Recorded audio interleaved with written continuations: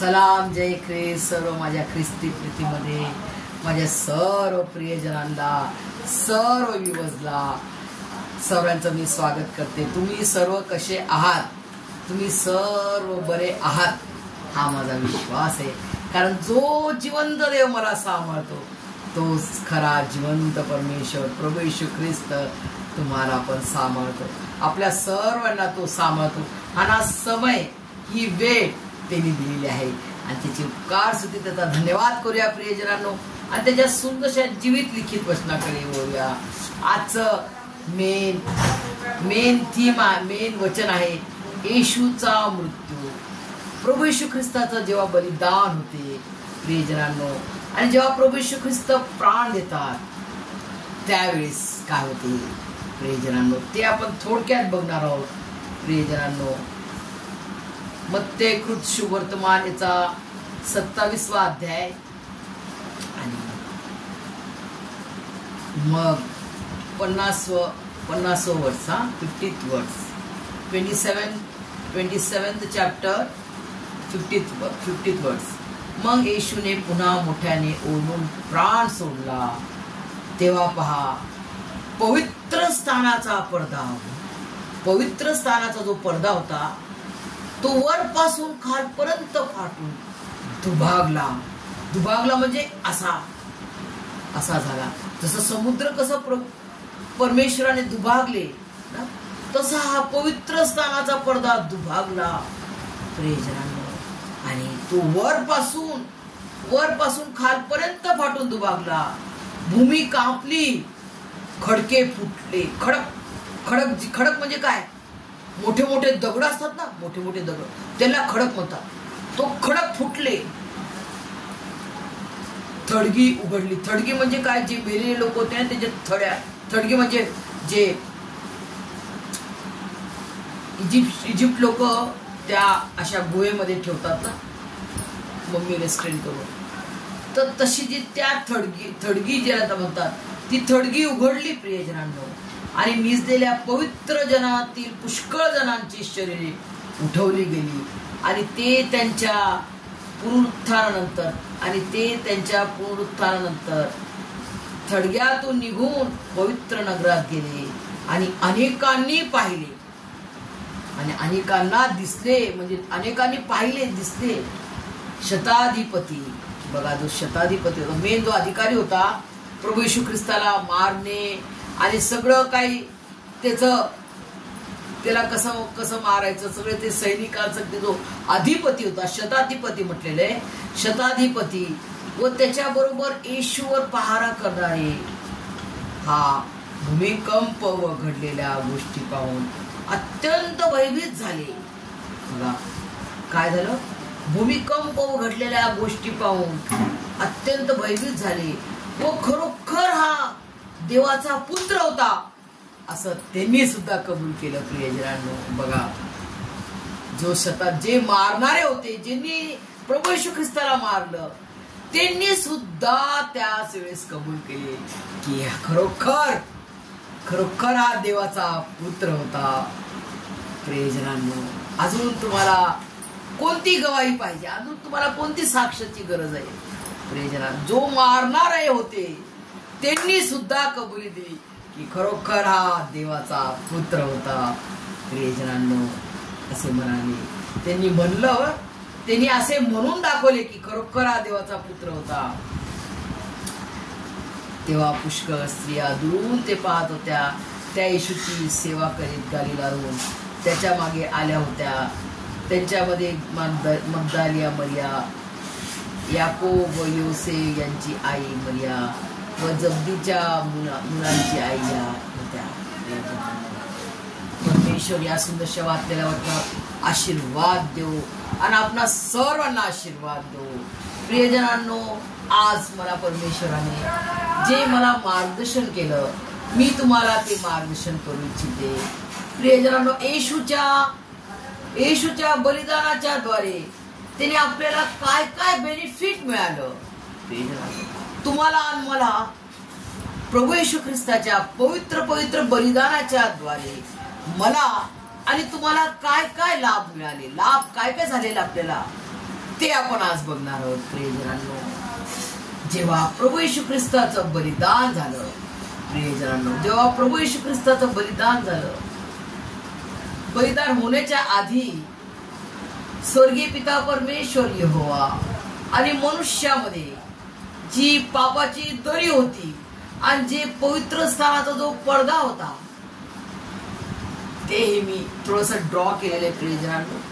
मी काय एवढी मोठी आर्टिस्ट नाहीये, पण मी थोडासा प्रयत्न केला माझ्या परीनं. प्रियजनांनो, देवापाने मला मदत केली तसं मी हा स्वर्गीय पिता परमेश्वर यहोवा मी बनवलेला आहे आणि हा प्रभू येशू ख्रिस्त आहे, ज्याने माझ्यासाठी आणि तुमच्यासाठी प्राण दिला.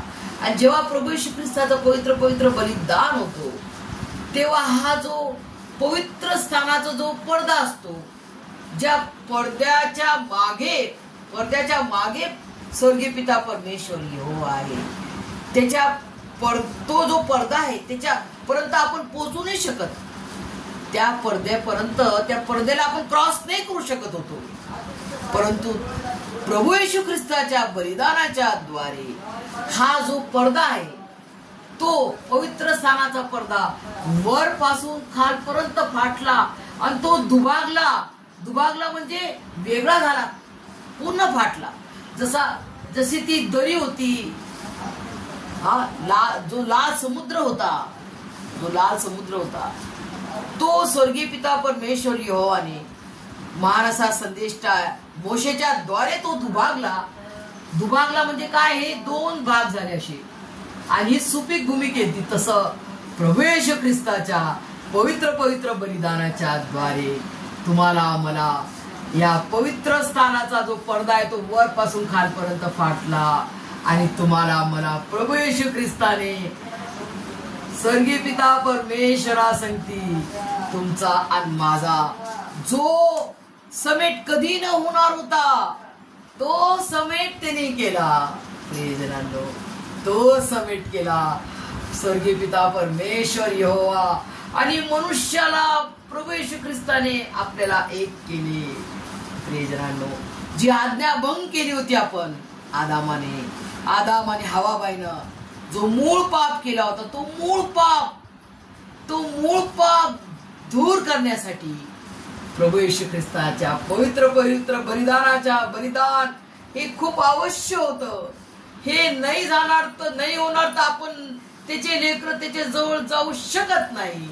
प्रियजनांनो, काय तुम्ही जरा बकरा कापणार, मेंढरा कापणार, बोकडं कापणार, काय कापणार, मनुष्य कापणार, तरी पण ते नसतं झालं. प्रियजनांनो, त्याला फक्त आणि फक्त पवित्र परमेश्वराचं रक्त, पवित्र पवित्र जिवंत देवाचं रक्त हवं होतं. प्रियजनांनो, आणि ते करण्यासाठी स्वर्गीय पिता परमेश्वर यहोवाने त्याचा मान असा एकुलता एक आवडता प्रिय पुत्र, एकुलता एक आवडता प्रिय पुत्र, परम प्रिय पुत्र प्रभू येशू ख्रिस्त दिला. प्रियजनांनो, आणि प्रभू येशू ख्रिस्ताच्या पवित्र पवित्र बलिदानाच्या द्वारे त्यांनी तुमचा आणि माझा समेट केला. फर्स्ट समेटाची सेवा प्रभू येशू ख्रिस्ताने केलेली आहे. प्रियजनांनो, ही फर्स्ट समेटाची सेवा प्रभू येशू ख्रिस्ताने केली. स्वर्गीय पिता परमेश्वर यहोवाचा आणि मनुष्याचा समेट केला, आपल्याला एक केले आणि त्याचं लेकरू बनवलं. प्रियजनांनो, त्याचं लेकरू स्वर्गीय पिता परमेश्वर यहोवाचं आपण लेकरू झालेलो आहोत.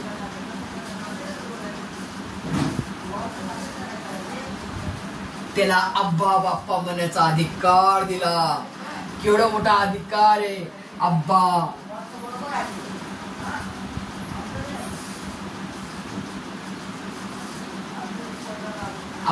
बाप्पा, हे देवाप्पा, हे माझ्या स्वर्गीय पिता म्हणण्याचा अधिकार दिला. जो अधिकार प्रभू येशू ख्रिस्ताचा होता तो अधिकार त्यांनी आपल्याला दिला. त्याचा पवित्र पवित्र बलिदानाच्या द्वारे त्यांनी तुम्हाला मला मुक्ती दिली. प्रियजनांनो, या पापाच्या जाळ्यातून, या सैतानाच्या जाळ्यातून त्यांनी तुम्हाला मला मुक्ती दिली. आणि जी कृपा म्हणजे साधी गोष्ट नाही प्रियजनांनो. कृपा जसा एंडिंग मध्ये हर चर्च मध्ये देवाची प्रीती, प्रभू येशू ख्रिस्ताची कृपा आणि पवित्र आत्म्याची संगती सर्वांबरोबर सदा सर्व काळ असो.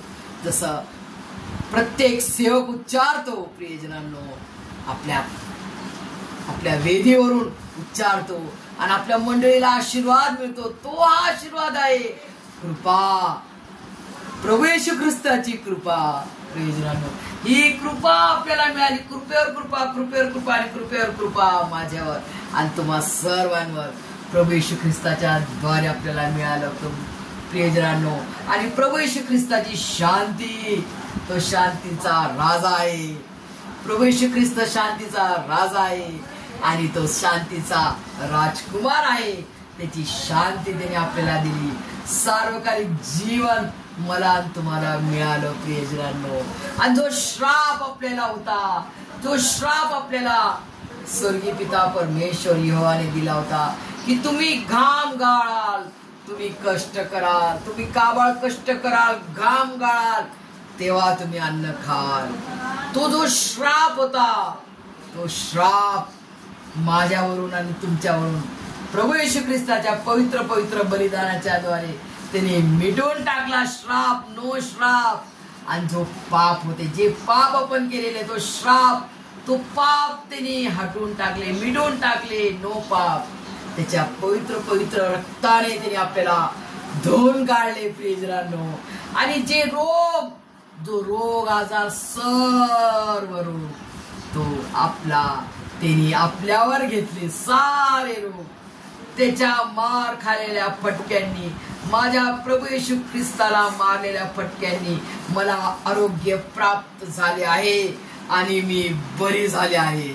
प्रियजनांनो, हे वचन तुम्ही वचनाची घोषणा रोज करा आणि अनुभव घेऊन पहा की परमेश्वर तुम्हाला खरोखर हे वचन किती कार्यशील आहे.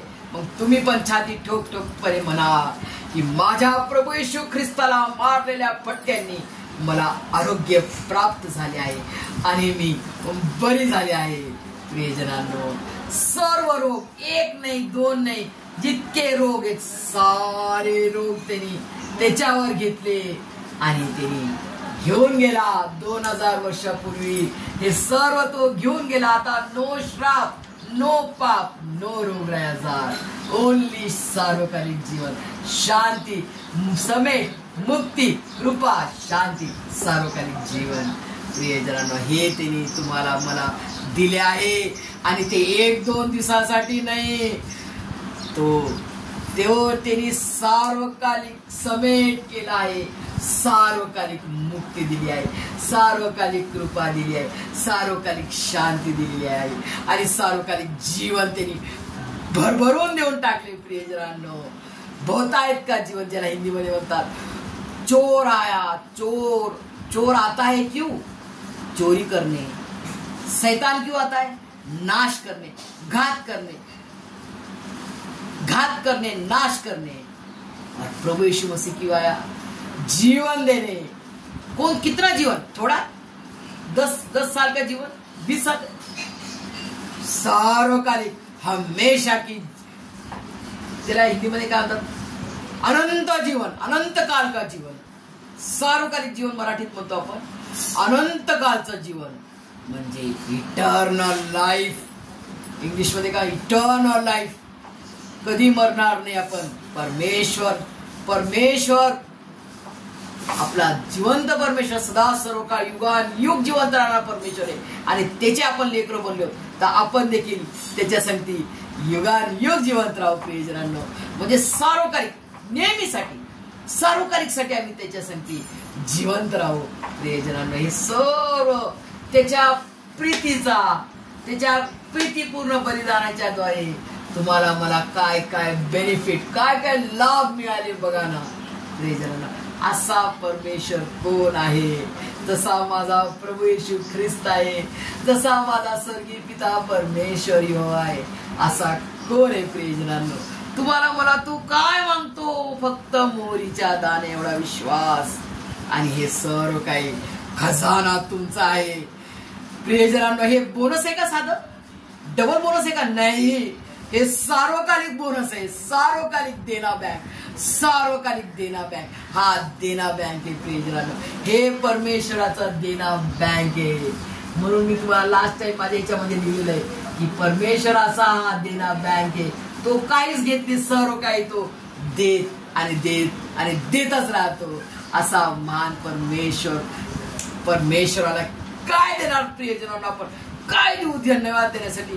काय उपकार स्तुती करू त्याची? असं जीवात्मा होऊन जातो की माझ्या परमेश्वराला माझ्या खोल हृदयांतकरण जीवात्म्यातून संपूर्ण शक्तीनं, संपूर्ण हृदयांतकरण जीवात्मा, संपूर्ण बुद्धीनं मी त्याला प्रथम स्थान देणार, त्याला धन्यवाद देणार, त्याची उपकार स्तुती करणार, त्याला धन्यवादच देत राहणार, त्याच्या अधीन राहणार, त्याच्या समोर मी लीन आणि नम्र राहणार, सदैव लीन आणि नम्र राहणार, त्याची उपकार स्तुती करत राहणार, त्याला धन्यवाद देत राहणार, त्याला सलामी देत राहणार, त्याला आभार मानत राहणार.